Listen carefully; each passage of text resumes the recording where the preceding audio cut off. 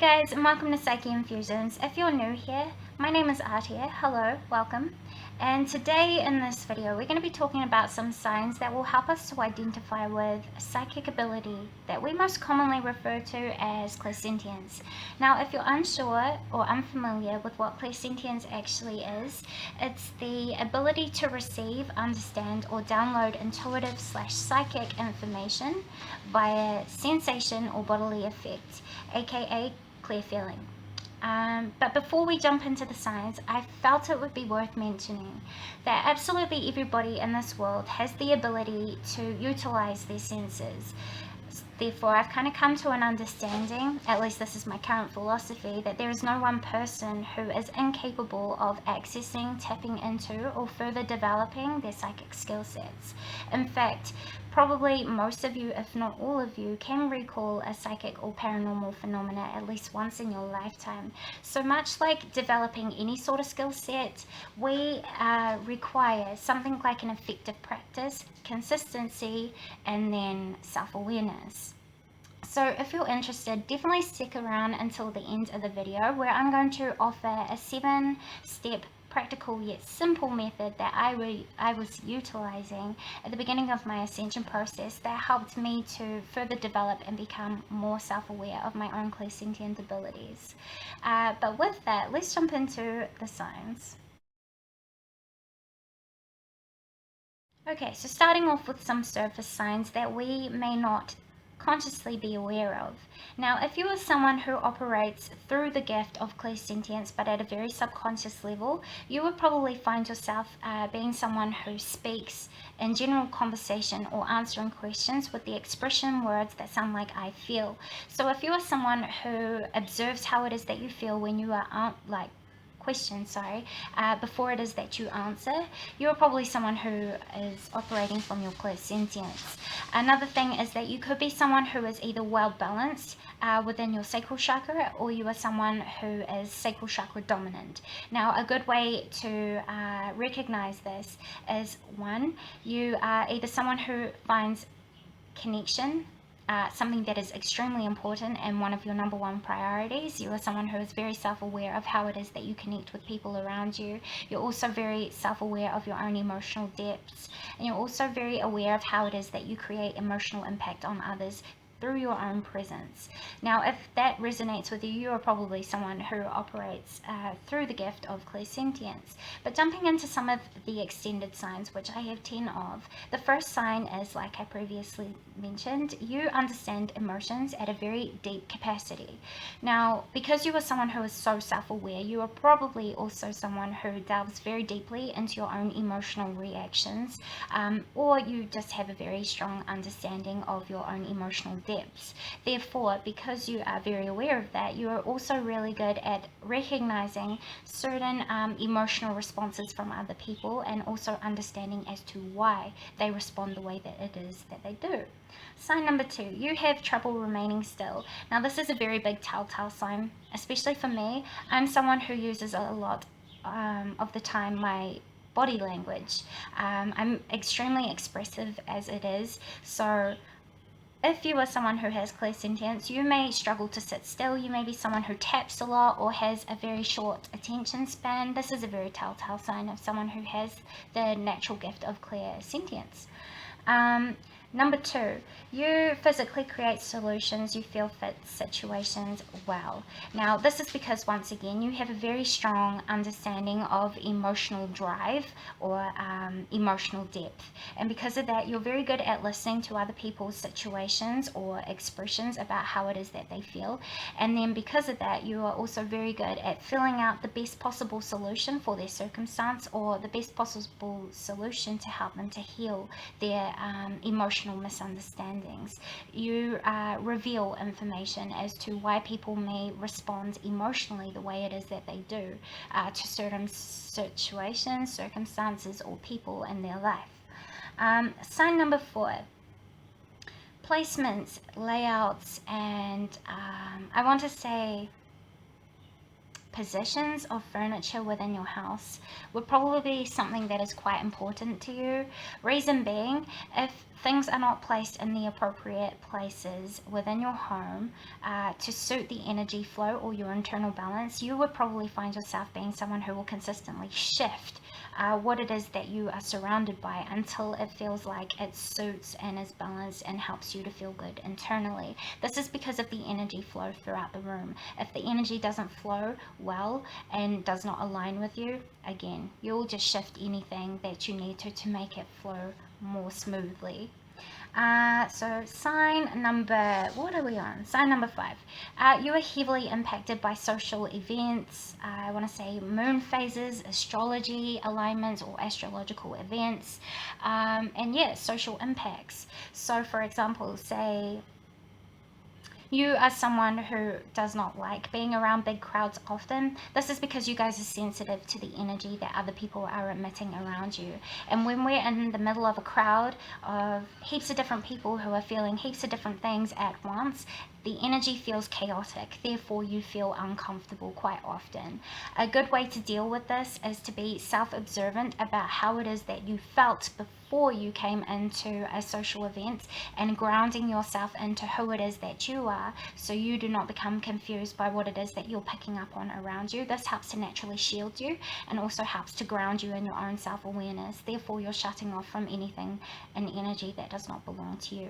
Another thing that I would encourage you to do is definitely practice consistent self-awareness around different moon phases, and I would encourage you to journal about how it is that your emotional responses or bodily effects change and shift alongside of the phases. Now, this will help you to observe your own energetic flow and also help you to become more aware of how it is that your body and your emotional I want to say, your emotional impact, or how it is that you pick up on emotions, flows throughout the phase. Another thing is that keeping an eye on how it is that you respond during astrological alignments will help you very greatly to understand why it is that you may react certain ways at certain times and periods. So once again, this is something that you would have to spend a lot of time observing yourself around. And if you're someone who often meditates, this will be a good time, like during meditation, to observe the self. If you were to place yourself in a situation or circumstance and observing your emotional reactions or shifts, this will help you to also become more aware of your own gift of clairsentience. Okay, so sign number 6, you are instinctively inclined to feel intention, motive, stagnant energy of other people. So what I mean by that is you just are very good at naturally picking up on other people's intentions around you. So for example, you're meeting someone for the first time and it's like you just feel without question that the person that you're meeting may have something like an anger issue, and then you get to know this person and you come to find out that they do have an anger issue. This is you picking up on their subconscious emission of energy. So your intuition is pulling you up on information that your body is receiving from someone else that is in your energetic space.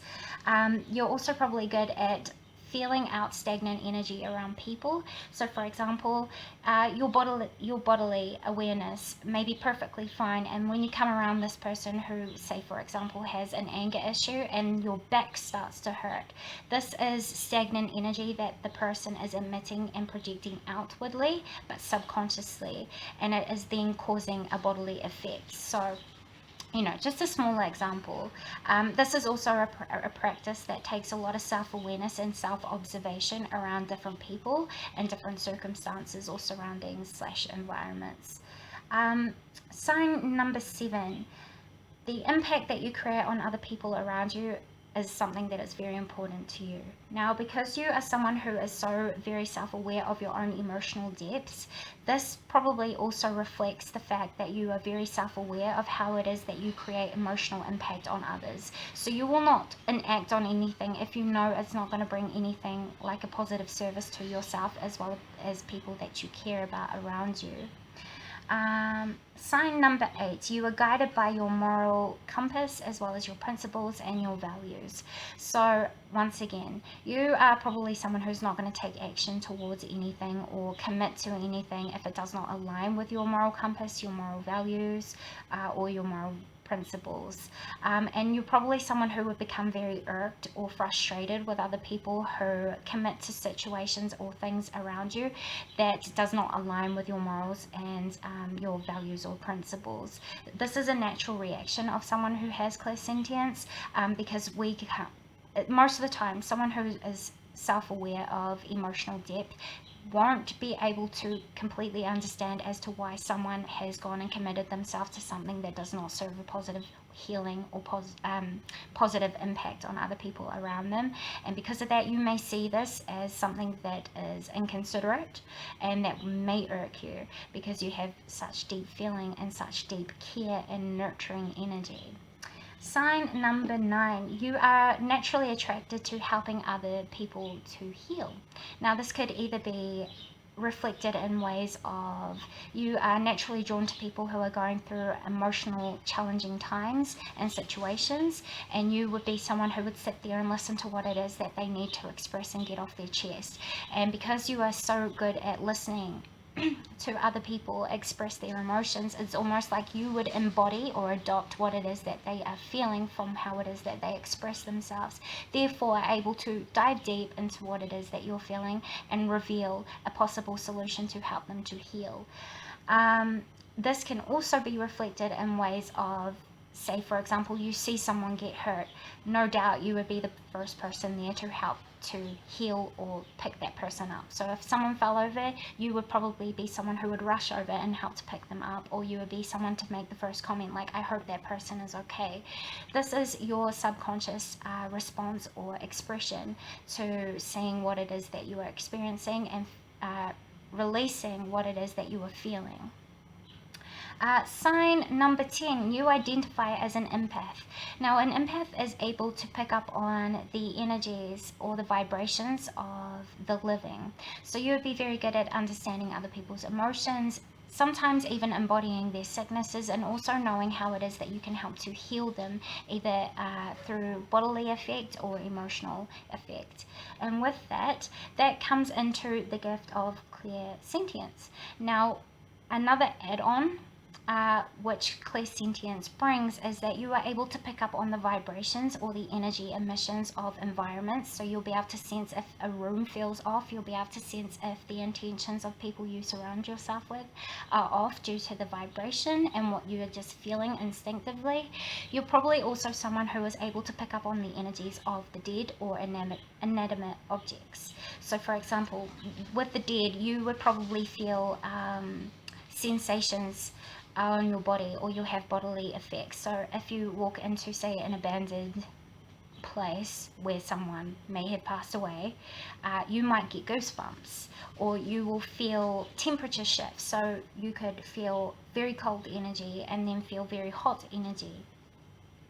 And another thing is when it comes to inanimate objects or historical objects, and you place that in your hand and you hold it in both of your hands, you may be able to pick up on the history due to the feeling that the energy of the object is emitting into your hand chakras. So you'll be able to tell its history, its story, or who it once belonged to. So that's the 10 very telltale signs that I see most commonly expressed by people who have clairsentience, and also from my own experiences and own self-awareness. Moving on to the mission statement. Now, as I was expressing, people with the gift of clairsentience are very good at delving deep into their emotions and also instinctively knowing how it is that they can serve other people to heal. Therefore, your guys' mission statement, a lot of you would be able to utilize your gift in ways of the healing arts. So things like being a doctor, being a nurse, caring for the elderly. You may even be very good at Reiki healing or intention healing. You would also probably find yourselves in positions of advisory, so you may make very good counselors or life coaches. Another sign is that you guys would be really good with massage therapy, or very good at doing things like makeup, anything that involves making something look good or something to heal, anything that allows you to be of positive service in some shape, way or form would be what is most positive for you and help you to utilize your clairsentient abilities. Another thing that I've noticed with people who have clairsentience is that a lot of them make amazing park rangers or animal rescuers or animal healers, and this is because once again you guys have a very nurturing nature about you as it is, and you have a very deep understanding of this. So anything once again that highlights community service, healing services, or tending to other people's needs would be where it is that you guys would utilize your clairsentience the most. The best way it is that you guys would utilize the law of attraction, or if you practice in manifestation and you've wondered why your manifestations have had some problems coming through, this is because you guys manifest best by embodying how it is that you would feel in your present time moment, as if you had your desire that you were working on manifesting. So as I am going to touch on very shortly about raising your vibrations, this process works very similar. So you would want to think of your desire and then think to then feel how it is that you would if you already had what it is that you are working towards either achieving or manifesting for yourself. So now we've touched on that, let's talk about some development methods.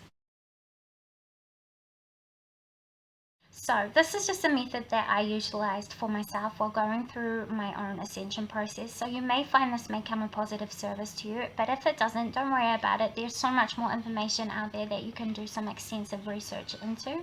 And there's also so many people out there who will be able to offer you more advice or more knowledge than what I can make available to you today. So once again, this is just something that I utilized and that worked for me. And my intention of sharing this is hopefully to bring positive service to you also. So the first thing I would suggest that you do is think of an objective that you wish to achieve. So for example, let's just say I want to manifest $1,000 within a month. What I'm going to do is I'm going to sit down, grab a pen and paper and write down my objective.